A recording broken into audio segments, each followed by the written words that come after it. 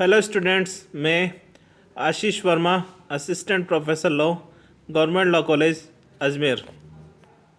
आज हम LLB first year paper 1.5 environmental law यानी पर्यावरण विधि विषय पर चर्चा करेंगे। पर्यावरण विधि विषय के अंतर्गत हमारे द्वारा 3 अधिनियमों का अध्ययन सिलेबस के अकॉर्डिंग किया जाना है। पहला, the water prevention and control of pollution act 1974, जल प्रदूषण निवारण और नियंत्रण अधिनियम 1974। दूसरा, the air prevention and control of pollution act 1981, वायु प्रदूषण निवारण और नियंत्रण अधिनियम 1981। तीसरा, एनवायरनमेंट प्रोटेक्शन एक्ट 1986, पर्यावरण संरक्षण अधिनियम 1986। हमारे द्वारा पूर्व के व्याख्यानों में एनवायरनमेंट प्रोटेक्शन एक्ट 1986 यानी पर्यावरण संरक्षण अधिनियम 1986 पर चर्चा की जा चुकी है और पूर्व के व्याख्यानों में ही हमारे द्वारा the water prevention and control of pollution act 1974 का प्रारंभ किया जा चुका है।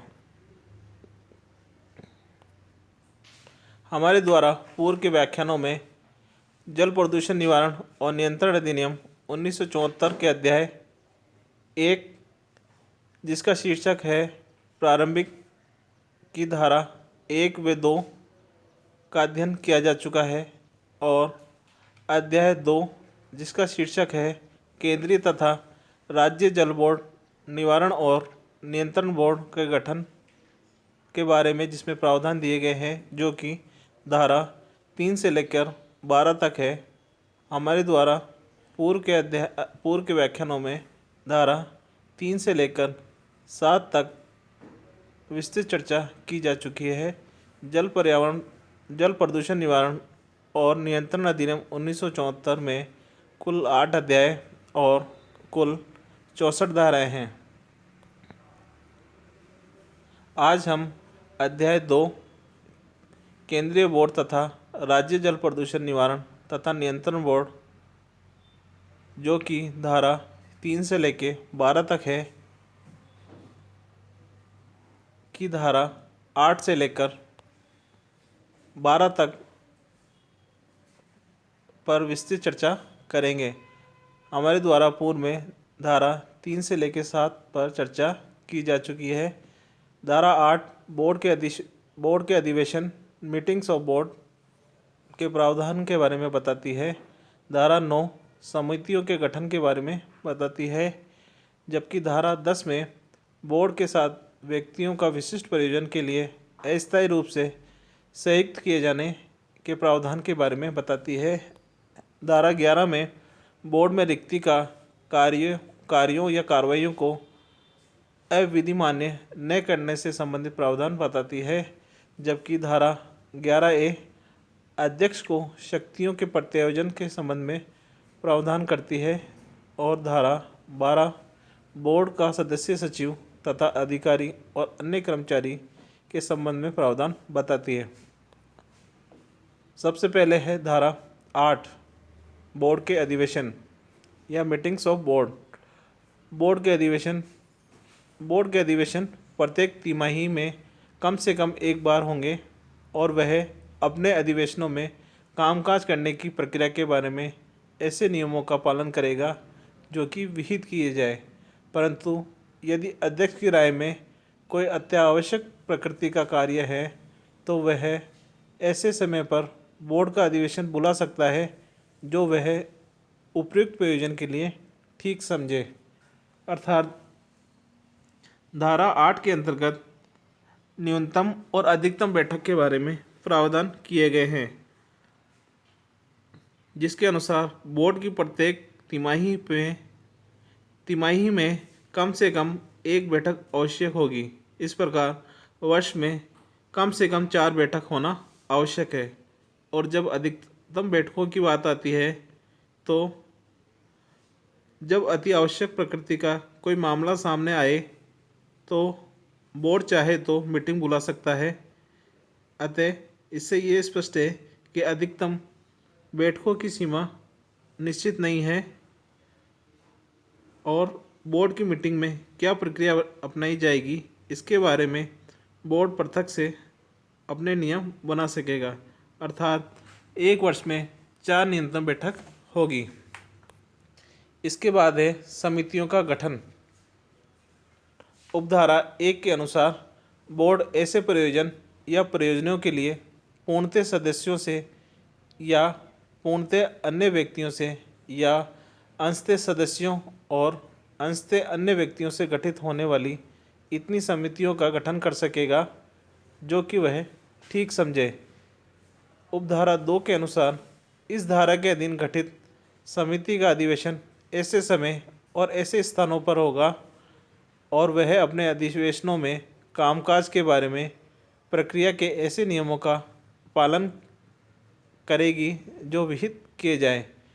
समिति के सदस्यों को जो कि बोर्ड के सदस्यों से भिन्न हो उसके अधिवेशनों में उपस्थित होने के लिए बोर्ड के किसी अन्य कार्य को करने के लिए ऐसी फीस और भत्ते दिए जाएंगे जो कि विहित किए जाएं।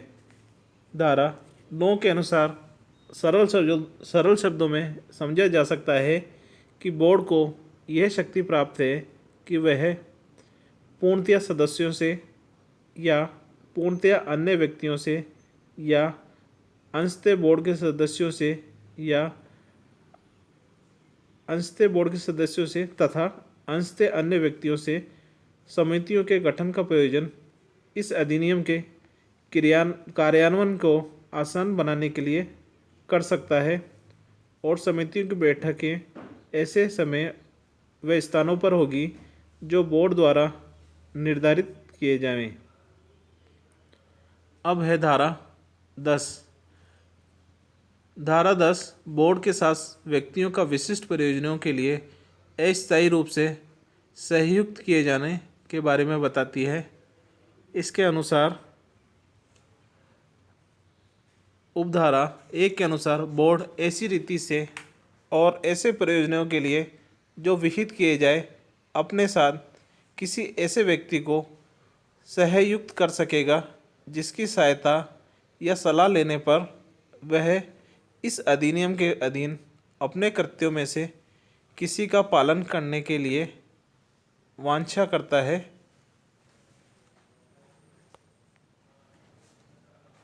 उपधारा 2 के अनुसार उपधारा 1 के अधीन बोर्ड के साथ किसी प्रयोजन के लिए संयुक्त किसी भी व्यक्ति को बोर्ड के उस विचार विमर्श में भाग लेने का अधिकार होगा जो उस प्रयोजन से सुसंगत हो, किंतु उसे बोर्ड के अधिवेशन में मत देने का अधिकार नहीं होगा और किसी अन्य प्रयोजन के लिए वह बोर्ड का सदस्य नहीं होगा।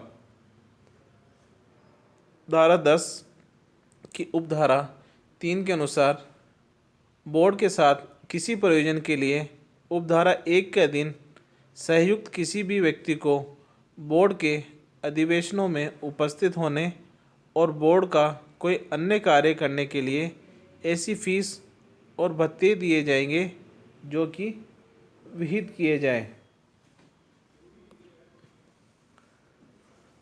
अब है धारा 11। बोर्ड में रिक्ति का कार्यों या कार्रवाइयों को अविधि मान्य न करना। धारा 11 के अनुसार बोर्ड या उसकी किसी समिति का कोई कार्य या कार्रवाई केवल इस आधार पर प्रश्नगत नहीं की जा सकेगी कि यथास्थिति बोर्ड या ऐसी समिति में कोई रिक्ति विद्यमान थी या उसके गठन में कोई त्रुटि थी। इस प्रकार इस धारा में इस बात को स्पष्ट किया गया है कि यदि किसी कारण धारा 3 के अनुसार किसी केंद्रीय प्रदूषण नियंत्रण बोर्ड अथवा धारा 4 के अधीन राज्य प्रदूषण नियंत्रण बोर्ड के गठन में कोई कमी हो, अर्थात सदस्यों का प्रतिनिधित्व पर्याप्त न हो या कोई रिक्ति हो गई हो, तो ऐसी रिक्ति के कारण बोर्ड के कार्य या कार्रवाइयाँ अविधि मान्य नहीं समझी जाएगी। इसी प्रकार धारा 9 के अधीन बोर्ड में कोई समिति गठित की है और उस समिति में किसी कारण कोई रिक्ति हो गई है तो इस आधार पर समिति का कार्य या कार्रवाई अविधि मान्य नहीं समझी जाएगी।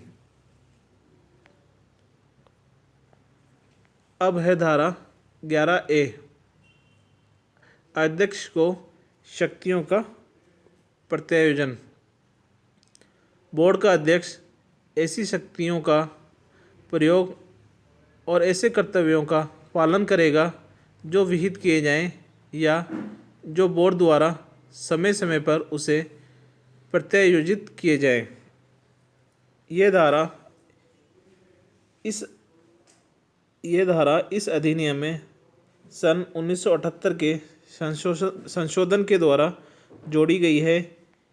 इस धारा में बोर्ड को यह शक्ति प्राप्त है कि वह अध्यक्ष को समय समय पर विशेष कार्य सौंपे और इसी प्रकार अध्यक्ष का यह विधिक कर्तव्य है कि वह बोर्ड द्वारा समय समय पर उसे प्रत्यायोजित किसी कार्य और किए गए कर्तव्यों का पालन करे। अब है धारा 12, बोर्ड का सदस्य सचिव तथा अधिकारी और अन्य कर्मचारी।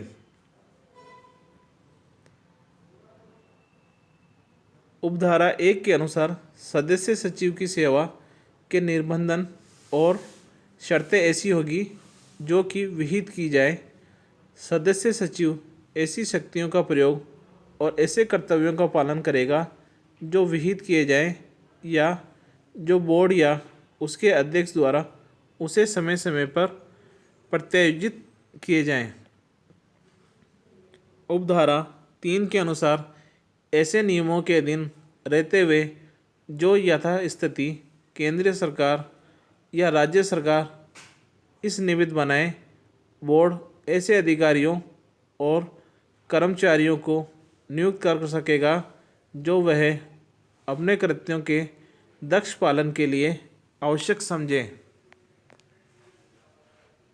धारा 12 की उपधारा 3 के अनुसार केंद्रीय बोर्ड या किसी राज्य बोर्ड के सदस्य सचिव से भिन्न अधिकारियों और अन्य कर्मचारियों की भर्ती की पद्धति और सेवा के निर्बंधन और शर्तें जिसके अंतर्गत वेतनमान भी है ऐसी होगी जो यथास्थिति केंद्रीय बोर्ड या राज्य बोर्ड द्वारा बनाए गए विनियमों द्वारा अवधारित की जाए।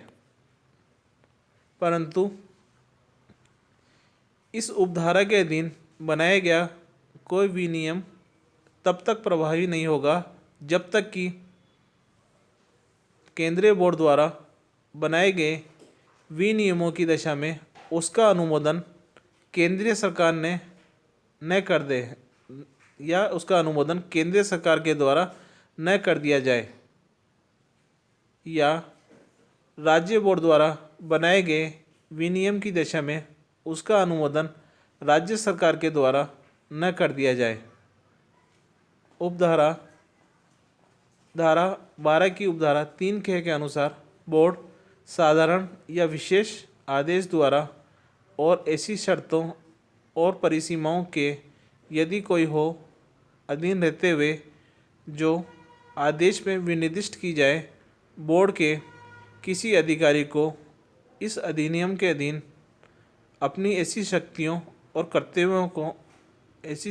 और कृत्यों को प्रत्यायोजित कर सकेगा जैसा कि वह आवश्यक समझे। उपधारा 4 के अनुसार ऐसी शर्तों के अधीन रहते हुए जो विहित की जाए, बोर्ड समय समय पर किसी अहिर्त व्यक्ति को बोर्ड का परामर्शी इंजीनियर नियुक्त कर सकेगा और उसे ऐसा वेतन और भत्ते दे सकेगा और उसे सेवा के अन्य निबंधनों और शर्तों के अधीन रख सकेगा जैसा कि वह ठीक समझे। इस प्रकार इस धारा के अधीन सदस्य सचिव संबंधी प्रावधान है। सदस्य सचिव की सेवा व निबंधन वे होगी जो समय समय पर विहित की जाए, और सदस्य सचिव का विधिक कार्य होगा कि वह समय समय पर बोर्ड द्वारा या अध्यक्ष द्वारा सौंपे गए कर्तव्यों का पालन करे। और इसी के अंतर्गत अधिकारियों व कर्मचारियों के संबंधी प्रावधानों के अंतर्गत बताया गया है कि अधिकारियों व कर्मचारियों की नियुक्ति बोर्ड कर सकेगा, और इनकी सेवा शर्तें व निबंधन वो होगी जो बोर्ड द्वारा निर्धारित की जाए, और ये वे सभी कृत्य करने के लिए बाध्य होंगे जो बोर्ड के द्वारा अथवा उसके अध्यक्ष के द्वारा उन्हें सौंपे जाएं। उपधारा 4 में बोर्ड के परामर्शी अभियंता के बारे में प्रावधान बताया गया है। उपधारा 4 में बोर्ड को ये विशेष शक्ति प्राप्त है कि वह किसी अहिर्त व्यक्ति या क्वालिफाइड पर्सन को बोर्ड का परामर्शी अभियंता नियुक्त करे। जल प्रदूषण निवारण और नियंत्रण बोर्ड जल प्रदूषण निवारण और नियंत्रण नियम 1975 के नियम संख्या 11 से 16 में परामर्शी अभियंता की नियुक्ति, पद मुक्ति, उसके परिलाभ और उसके दौरे ट्यूट्स तथा उसके कर्तव्यों और कृत्यों के संबंध में विस्तृत प्रावधान दिए गए हैं। और इसके अलावा परामर्शी अभियंता या इंजीनियर के वेतन व भत्ते तथा उसकी सेवा शर्तों संबंधी नियम भी बोर्ड बना सकेगी। इस प्रकार आज हमारे द्वारा धारा 8 से लेकर धारा 12 तक जल प्रदूषण निवारण और नियंत्रण अधिनियम 1974 के प्रावधानों पर चर्चा की गई। इस प्रकार आज हमारे द्वारा धारा